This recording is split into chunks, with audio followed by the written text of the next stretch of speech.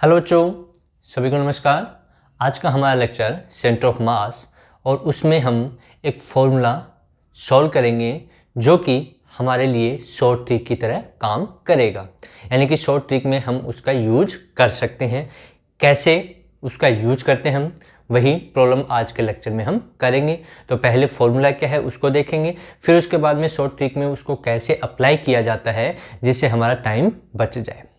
जब भी competition exam होता है तो वहाँ पर हमें टाइम लिमिट होती है, तो वो टाइम समय बचाने के लिए हम इस फॉर्मूले का यूज कर सकते हैं जो शॉर्ट ट्रिक में आएगी। तो स्टार्ट करते हैं आज का लेक्चर। तो जैसे कि यहाँ लिखा हुआ है centre of mass of two body system. Two body system के लिए हम इसको अप्लाई कर सकते हैं। तो देखो कैसे, मान लो हमारे पास दो बॉडी हैं, एक का मास m1 है, इसका मास m1 मान लिया, और एक बॉडी ये है और हमने कहा इसका मास कितना है, m2 है। भाई दो बॉडी हमें दी गई हैं, एक का मास m1 और एक का मास m2 हमें गिवन, और कहा गया है कि इन दोनों के बीच की जो डिस्टेंस है, इन दोनों के बीच की जो डिस्टेंस है वो हमें गिवन है। जैसे r, मान लो r है या फिर d है, जो भी हमें गिवन हो, x है, जो भी हमें गिवन हो हम मान सकते हैं। ठीक है बच्चों। तो देखो दो ऑब्जेक्ट, दो बॉडी, एक का मास m1 और दूसरे का मास m2, और इनके बीच की डिस्टेंस कितनी है, r है। कितनी है, स्मॉल r के इक्वल है। अब हमसे पूछा गया है कि इस ऑब्जेक्ट से या इस बॉडी से सेंटर ऑफ मास कहां होगा इस सिस्टम का, या पूछ ले कि इस ऑब्जेक्ट से सेंटर ऑफ मास कहां होगा इस सिस्टम का। ये हमने पहले भी पढ़ा हुआ है, ऐसा नहीं है। उसमें हमने कोऑर्डिनेट का यूज किया था। क्या यूज किया था, कोऑर्डिनेट का। अब यहां पर हम यूज करें तो हमें क्या देखने को मिल रहा, वही फॉर्मूला हम यहां पर निकाल रहे हैं। तो देख लो, मानो कि ये हमने मान लिया ओरिजिन पे, ये कहां मान लिया, ओरिजिन पे। तो इसकी यहां से कोऑर्डिनेट हो गया r0। कितना हो गया, r0।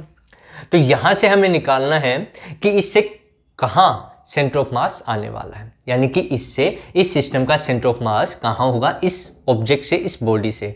तो हमारे पास जो फॉर्मूला है वो फॉर्मूला क्या है, हमें पता है सेंटर ऑफ मास क्या निकालना है। Centre of mass x axis पे है, या RCM लिख दें हम, RCM ये हमने लिख दिया। यानी कि सेंटर ऑफ मास का जो कोऑर्डिनेट है, जो पोजिशन है, वो RCM। क्या लिखा जाएगा, m1 x1 plus m2 x2 upon में m1 प्लस m2, ये x कोऑर्डिनेट के लिए। या फिर हम इसको ऐसा भी लिख सकते हैं, यहाँ पर r यूज कर रखा है, तो m1 r1 plus m2 r2 upon में m1 प्लस m2। भाई x कोऑर्डिनेट के लिए हम x यूज कर लेते हैं, और यदि हमारा x y z जो भी दिया हुआ हो तो उसके लिए r हम यूज करते हैं। तो यहाँ पर हम बात करें, हमें पता है कि इसका x एक्सिस के ऊपर ही आने वाला है, क्योंकि y कोऑर्डिनेट है नहीं, z कोऑर्डिनेट नहीं है, ओनली हमारे पास x कोऑर्डिनेट है। तो हम इसलिए इस फॉर्मूले का यूज कर रहे थे यहाँ पर। तो देखो क्या आएगा, RCM कितना है, वो कहाँ से, इस ऑब्जेक्ट से हम निकाल रहे हैं। तो इसका ओरिजिन देखो कितना है, कोऑर्डिनेट कितना है, 0 0 है, और इसका कितना है, r0। तो यहाँ पर लिखा जाएगा m1 इंटू में x1 हम कहें कितना है, 0, प्लस m2 इंटू में x2 कितना हमारे पास, x2 r के इक्वल है, तो इंटू r अपॉन में क्या आ जाएगा, m1 प्लस m2। यानी कि ये तो हो गया 0, m1 इंटू 0 0 हो गया। तो क्या बच गया हमारे पास, RCM, यानी कि सेंटर ऑफ मास का जो कोऑर्डिनेट आया हमारे पास वाया m2r अपॉन में m1 प्लस m2, ये आ गया हमारे पास। कितना आया, RCM equals to m2r upon में m1 प्लस m2। यहाँ से हमें एक चीज़ देखने को मिल रही है, यदि हमें यहाँ से पूछा गया जो सेंटर ऑफ मास है वो इस ऑब्जेक्ट से पूछा गया है कि इस ऑब्जेक्ट से, इस बॉडी से, इस सिस्टम का सेंटर ऑफ मास कहाँ है, तो हमने क्या किया, यहाँ से हमारे फॉर्मूले को हम कंपेयर करें तो हम क्या करें, इस वाले मास को ले लें, किसको, m2 को, और जो डिस्टेंस है इनके बीच में उससे मल्टीपल कर दे। क्या कर दें, m2r, और अपॉन में क्या कर दें, m1 प्लस m2। यानी कि इस वाले से हम देखें, इस वाले ऑब्जेक्ट से, तो कहाँ पर मिला हमें, m2r अपॉन में m1 प्लस m2, ये आ जाएगा। यानी कि यदि इससे हमसे पूछा गया कि इससे कितनी डिस्टेंस के ऊपर सेंटर ऑफ मास मिलेगा हमें, ठीक है, इस ऑब्जेक्ट से हमें पूछा गया है, तो हम क्या करेंगे, ये वाला मास लेंगे, अब इसकी वैल्यू कुछ भी हो सकती है और ये डिस्टेंस ले लेंगे और टोटल मास का डिवाइड कर देंगे, तो इससे वो डिस्टेंस आ जाएगी, कोऑर्डिनेट आ जाएगा हमारा। ऐसे हमसे यहाँ से पूछ लिया जाए कि यहाँ से कितना है, तो उसके लिए भी हम देखें तो यहाँ पर हम क्या करेंगे, इसके रेस्पेक्ट में पूछा गया कि इसके रेस्पेक्ट में इस सिस्टम का सेंटर ऑफ मास कहाँ है, तो हमें क्या करना है, डायरेक्ट m1 लेना है और m1 को इससे मल्टीपल करना है और m1 प्लस m2 जितने मास उनका सबका डिवाइड करना है। यानी कि हम लिख सकते हैं इसके रेस्पेक्ट में इससे कितनी डिस्टेंस पर सेंटर ऑफ मास है, तो क्या लिखा जाएगा, m1 r अपॉन में m1 प्लस m2। सोल्व करके देख सकते हैं आप। मान लो इसको मैं ओरिजिन मान लूँ तो ये डिस्टेंस देखो कितनी हो गई, r हो गई। दूसरे सिस्टम में हम करें कि इसको हम ओरिजिन कह रहे हैं तो ये डिस्टेंस कितनी होगी, r0, इसका कोऑर्डिनेट ही आ जाएगा, ठीक है। और यहाँ वैल्यू रखेंगे तो ये वाली टर्म 0 हो जाएगी, इसमें m1r बच जाएगा। तो यानी कि हम कहने का मतलब क्या है, इसमें हम कह सकते हैं कि यदि इससे हमें पूछा गया कि इस बॉडी से इस सिस्टम का सेंटर ऑफ मास बताओ, तो हम क्या करेंगे, ये मास ले लेंगे, इस मास को इस डिस्टेंस से मल्टीपल कर देंगे, यानी कि ये और ये डिस्टेंस, और डिवाइड में पता ही हमें मास है उनका सम हो जाएगा, जितने भी मास है उनका सबका डिवाइड कर देंगे। अब यहाँ से मान लो इससे पूछा गया है तो ये वाला मास लेंगे और इसको इस डिस्टेंस से मल्टीपल कर देंगे, तो हम इससे हम सॉल्व कर सकते हैं। जैसे एग्जांपल में हम करें, अब इसी का हम एक एग्जांपल लेते हैं जिससे हमें और अच्छे से समझ में आ जाए ये प्रॉब्लम। तो देखिए क्या करना है, अब इस ट्रिक का हमें यूज करना है और यूज करते हुए हम आसानी से टू बॉडी सिस्टम के लिए सेंटर ऑफ मास फाइंड कर सकते हैं। जैसे मान लो एक ऑब्जेक्ट है जिसका मास है 2 kg, कितना है 2 kg, और एक और ऑब्जेक्ट है जिसका मास है 6 kg, कितना है 6 kg, और हमें कहा गया इन दोनों के बीच की जो डिस्टेंस है वो 4 मीटर है। कितने मीटर है, 4 मीटर। इसके और इसके बीच की डिस्टेंस कितनी है, 4 मीटर। एक ऑब्जेक्ट है जिसका मास 2 kg है और एक का 6 kg है। हमसे पूछा गया कि बताओ यहाँ से या फिर यहाँ से, कहीं से भी पूछ सकता है।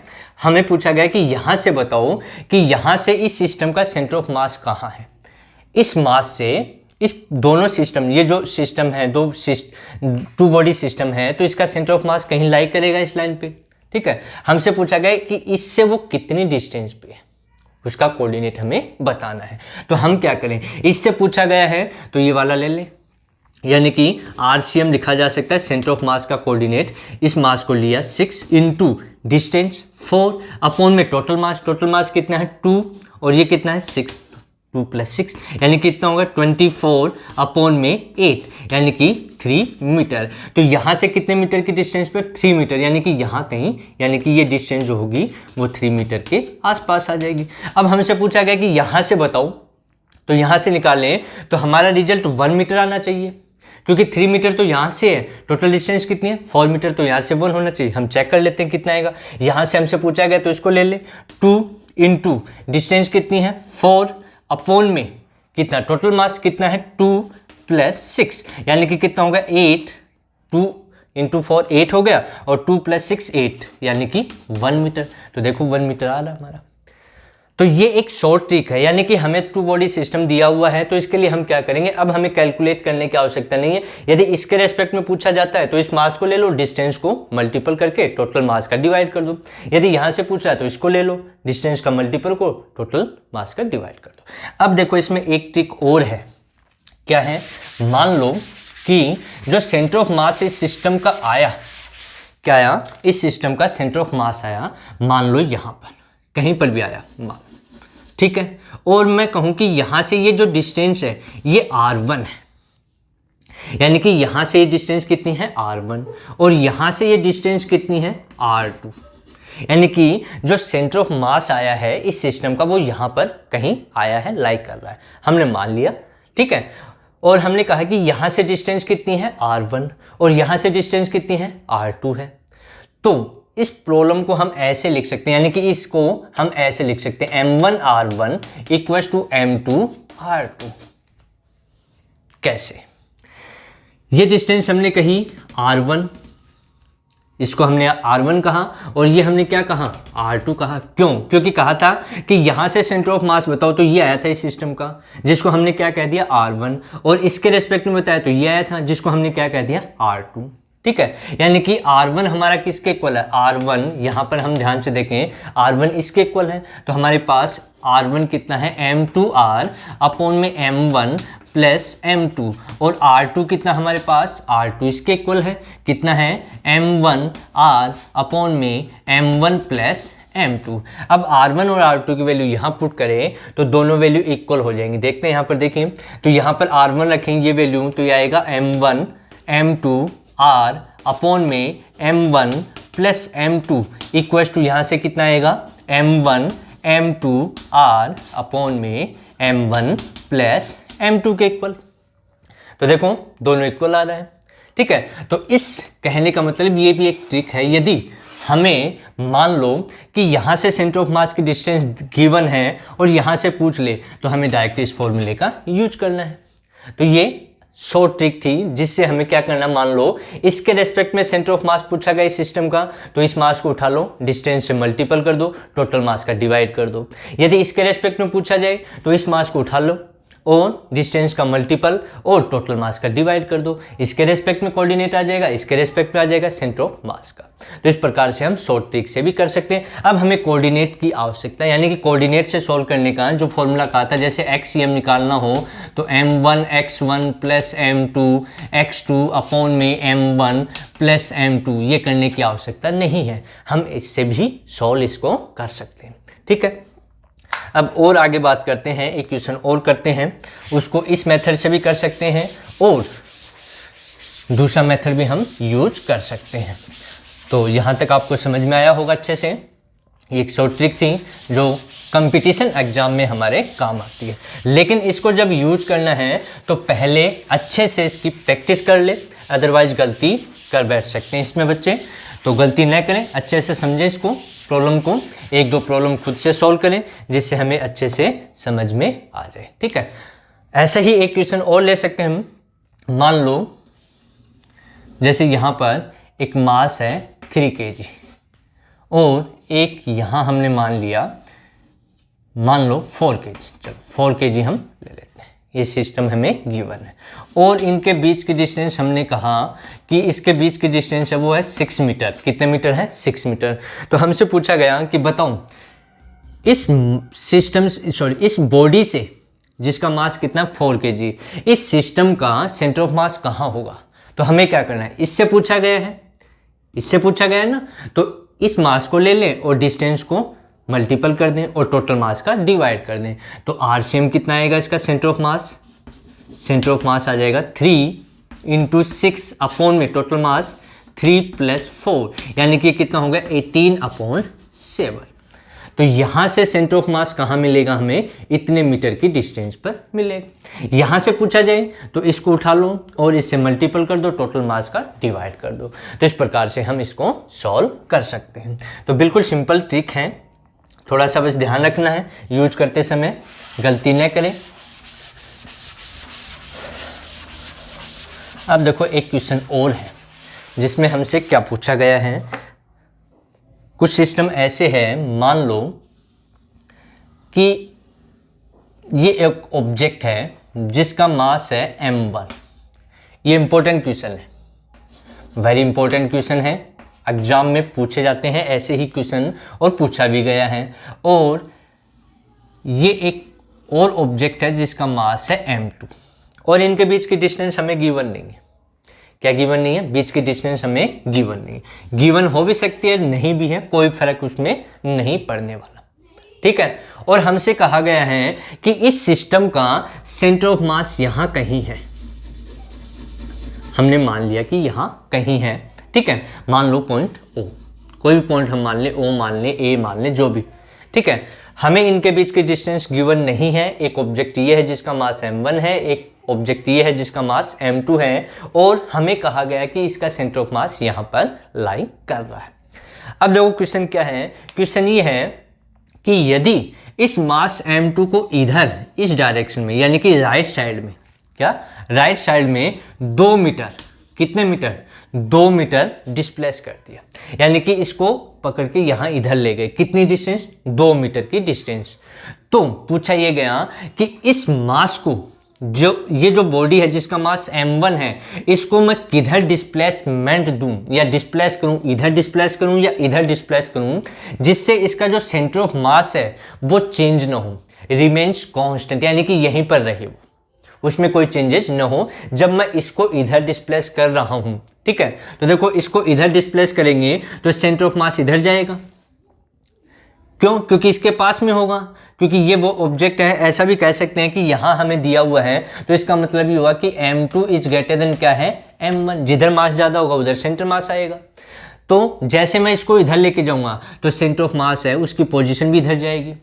लेकिन हमसे पूछा क्या गया कि जब हमने इसको 2 मीटर इधर डिस्प्लेस किया तो इस ऑब्जेक्ट को मैं राइट साइड में या लेफ्ट साइड में कितना डिस्प्लेस करूं जिससे उसका जो सेंटर ऑफ मास है उसका कोऑर्डिनेट चेंज ना हो, यानी कि रिमेन्स सेम रहे, वहीं उसी पॉइंट पे रहे। तो मैं इसको इधर लेके जाऊं या इधर लेकर के जाऊं। ठीक है, तो इसको कैसे हम सॉल्व करें? तो देखिए हमें पता है कि इसका सेंटर ऑफ मास है, हमें डिस्टेंस गिवन नहीं है, कोई बात नहीं है। तो हमें पता है कि हम लिखते हैं XCM। क्या लिखते हैं? XCM, क्योंकि x एक्सिस के ऊपर ही होगा। y एक्सिस पे लेंगे तो y लिख देंगे, z एक्सिस पे लेंगे तो z लिख देंगे। तो XCM इक्वल टू क्या होता है, m1 x1 plus m2 x2 upon में m1 प्लस m2। ये फॉर्मूला हमने काफ़ी बार पढ़ लिया है और इसी फॉर्मूले का हम दोबारा यूज कर रहे हैं। अब हमें पूछा गया है कि हमने इसको अपनी पोजीशन से राइट साइड में क्या कर दिया, डिस्प्लेस कर दिया, यानी कि इसको चेंज कर दिया। तो इस इक्वेशन का हमें क्या करना है, डिफरेंशिएशन करना है। क्या करना है, डिफरेंशिएशन।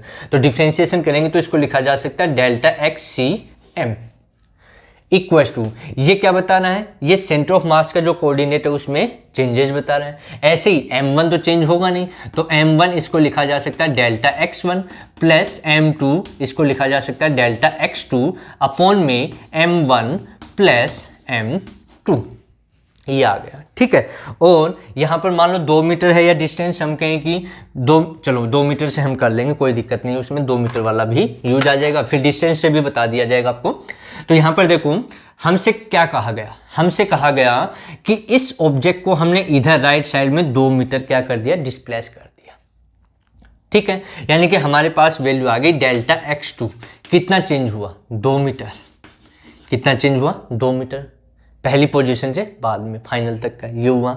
और हमसे कहा गया कि इसमें कोई चेंजेस ना हो, सेंटर ऑफ मास है वो चेंज नहीं होना चाहिए, यानी कि डेल्टा XCM कितना है, 0, उसमें कोई चेंज नहीं है।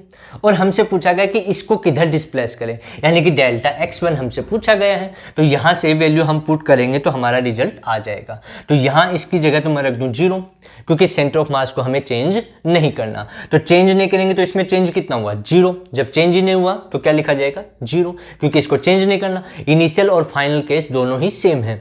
इसका इनिशियल केस यहाँ था और हमने चेंज कितना कर दिया, 2 मीटर तक, तो कितना आ गया, 2 मीटर लिखा। कितना चेंज किया हमने, 2 मीटर उसमें। और हमसे इसमें चेंजेस कितना हमें करना है, यानी कि इसको इधर लेके जाएं, इधर लेके जाएं, वो हमसे पूछा गया है। तो हम इसको निकाल सकते हैं यहाँ से। तो ये हमने रख दिया डेल्टा XCM 0 इक्वल्स टू क्या आएगा, m1 delta x1 plus m2, और इसमें कितना है, 2 के इक्वल, तो इनटू में 2 अपॉन में क्या है, m1 प्लस m2।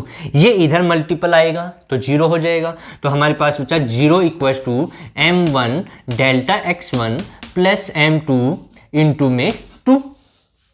ठीक है, हमें इसकी वैल्यू निकालनी है, तो इसको इधर ले आए तो क्या आएगा हमारे पास, देखिए ये आएगा m1 delta x1 equals to, ये इधर आएगा तो माइनस का हो जाएगा, तो माइनस 2m2, ये आ गया। ठीक है, अब हमें डेल्टा x1 मिल गया, यानी कि डेल्टा x1 इक्वल्स टू कितना आ जाएगा, -2m2 अपॉन में m1। अब आप सोच रहे हैं कि माइनस साइन आया तो क्या करें।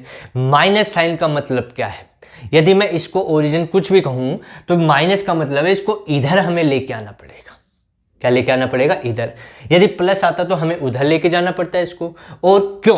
क्योंकि इधर की डायरेक्शन को हम हमेशा पॉजिटिव लेते हैं और इधर की डायरेक्शन को नेगेटिव। जो कोऑर्डिनेट होते हैं, इधर वाले कोऑर्डिनेट पॉजिटिव और इधर वाले कोऑर्डिनेट नेगेटिव हम यूज करते हैं, ठीक है। तो नेगेटिव साइन का मतलब है कि इस m1 ऑब्जेक्ट वाले मास, जिसका मास m1 है, उसको हमें इधर ले जाना पड़ेगा। कितना? ये, जिसमें m1 m2 हमें कुछ भी गिवन हो सकता है, जो भी वैल्यू होगी उसके अकॉर्डिंग हम सॉल्व कर सकते हैं। जैसे मान लो ये 2 kg होता और ये 6 kg होता। मान ले ये 2 kg और ये 6 kg, हमें इनके बीच के डिस्टेंस से कोई मतलब ही नहीं रहा। अब तो यहाँ पर वैल्यू देखो रख देते हैं। तो डेल्टा x1 यानी कि इसको कितना डिस्प्लेस करना पड़ेगा इस डायरेक्शन, -2 इंटू में m2 कितना है 6 अपॉन में m1 कितना है 2। तो ये 2 से 2 कैंसिल हो गया। तो डेल्टा x1 कितना आ गया हमारे पास, -6 मीटर। यानी कि इसको कितना पीछे ले जाते हैं हम, 6 मीटर। यदि ले जाते हैं इसको 2 मीटर आगे लेके जा रहे हैं तो सेंटर ऑफ मास वहीं रहे, तो उसके लिए इसको हम 6 मीटर इधर पीछे की ओर लेकर के जाते, ठीक है। तो प्यारे बच्चों, ये हमारा आज का लेक्चर था, जिसमें हमने शॉर्ट ट्रिक भी पढ़ी और इस प्रकार का जो सिस्टम हमें दिया जाता है जिसमें सेंटर ऑफ मास चेंज न हो और ऑब्जेक्ट को इसको या इसको किसी एक को हम डिस्प्लेस कर दें, आगे या पीछे, राइट में या लेफ्ट में हम मूव करवा दें, तो सेंटर ऑफ मास चेंज न हो, तो उसके लिए एक ऑब्जेक्ट को दूसरी तरफ किधर लेकर के जाना पड़ेगा। क्या से कंडीशन होगी, जैसे कि इसको इधर लेके गए तो इसको इधर लेके जाएं, इधर लेके जाएं। तो यहाँ से हमें पता लगा कि यदि इस ऑब्जेक्ट को उधर लेके जा रहे हैं तो इसको इस डायरेक्शन में हमें लेकर के जाना पड़ेगा। अब ऐसा भी हो सकता है कि इस ऑब्जेक्ट को मान लो सेंटर ऑफ पास के पास में लेके आ रहे हैं, इसको सेंटर ऑफ मास के पास में लेके आ रहे हैं, तो इसको किधर मूव करवाएं, इधर या इधर। ऐसा क्वेश्चन भी पूछ सकता है। या ये भी हो सकता है कि मान लो इसको इधर लेके गई और सेंटर ऑफ मास है वो अपनी पोजीशन से इतना चेंज हो जाए तो इसको कितना हम डिस्प्लेस करें, ये भी पूछा जा सकता है। तो इससे रिलेटेड और जो प्रॉब्लम है वो हम अगले लेक्चर में डिस्कशन करेंगे। तब तक सभी पढ़ते रहें। सभी को मेरी तरफ से बेस्ट ऑफ लक। जिसने चैनल को सब्सक्राइब नहीं किया वो चैनल को सब्सक्राइब भी कर लें।